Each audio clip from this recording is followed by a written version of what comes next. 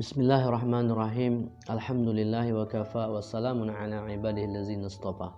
Saudara-saudaraku yang dirahmati Allah Subhanahu wa taala, sebagaimana kita maklumi bersama, rukun puasa yang kedua adalah tarku mufattirin, meninggalkan segala hal yang membatalkan puasa dari terbit fajar atau tibanya waktu subuh sampai terbenam matahari tibanya waktu maghrib.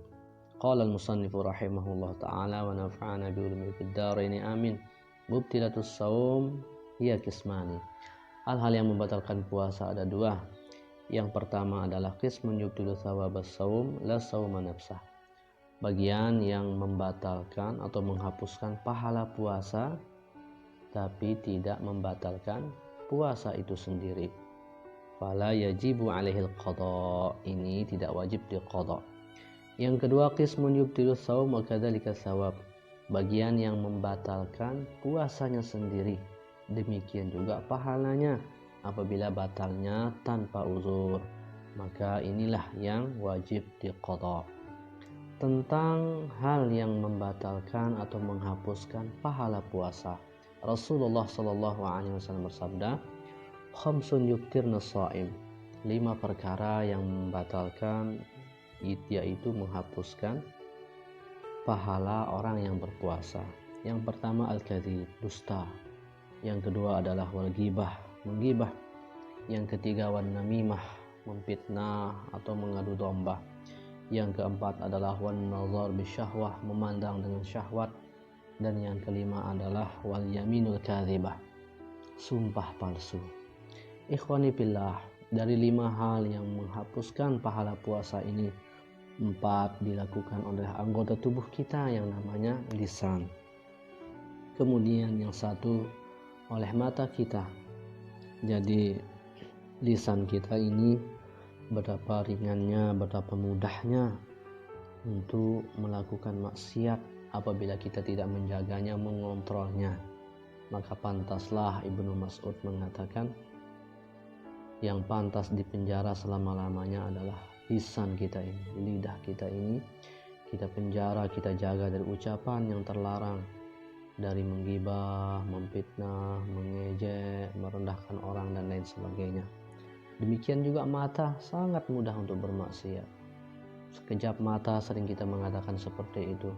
Sejauh mata memandang, begitu cepat mata memandang ketika ada hal yang terlarang yang kita lihat, kemudian kita diamkan pandangan kita ini, itu adalah maksiat. Dalam hadis yang lain, Rasulullah SAW bersabda, "Idza kana yaumu shaumi ahadikum fala yarfuth wala yaskhab." Apabila salah satu dari kalian berpuasa, janganlah berkata kotor dan jangan pula teriak dengan kasar. Wa in sabbahu ahadun falyakul inni shaim.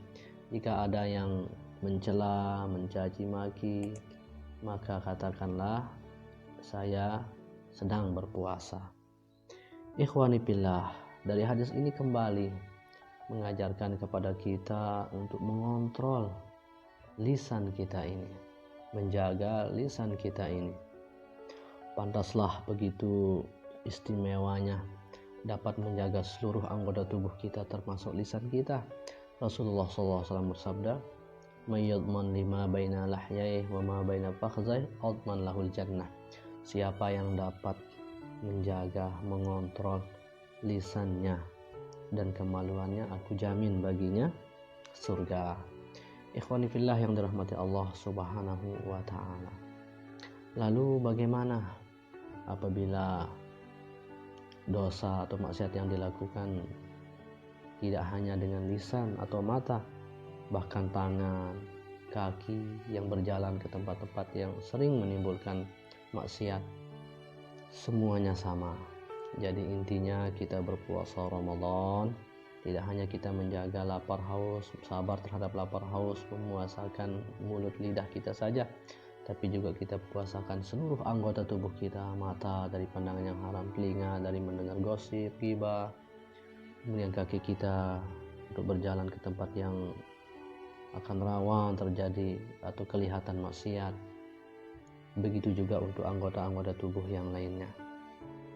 Rasulullah Shallallahu Alaihi Wasallam bersabda, orang yang berpuasa itu senantiasa dalam ibadah, selama 1 hari full dalam ibadah, selama dia tidak menggibah. Fa idza taba kharaqa shaumahu. Tapi apabila menggibah, dia merusak pahala puasanya. Apalagi mencuri, apalagi mengganggu orang, menyakiti hati orang, dan lain sebagainya. Mudah-mudahan di bulan yang penuh berkah ini, dengan mengharapkan pertolongan dari Allah Subhanahu wa Ta'ala, kita mampu untuk melaksanakan ibadah puasa dengan sebaik-baiknya dan ibadah bulan Ramadan pada umumnya. Mudah-mudahan wasilah itu kita menjadi hamba Allah yang bertakwa, selamat dunia akhirat. Hadanallahu wa iyyakum ajma'in. Mohon maaf atas segala kekurangan. Wallahu muwaffiq wal hadi ila sabilir rasyad. Wassalamualaikum warahmatullahi wabarakatuh.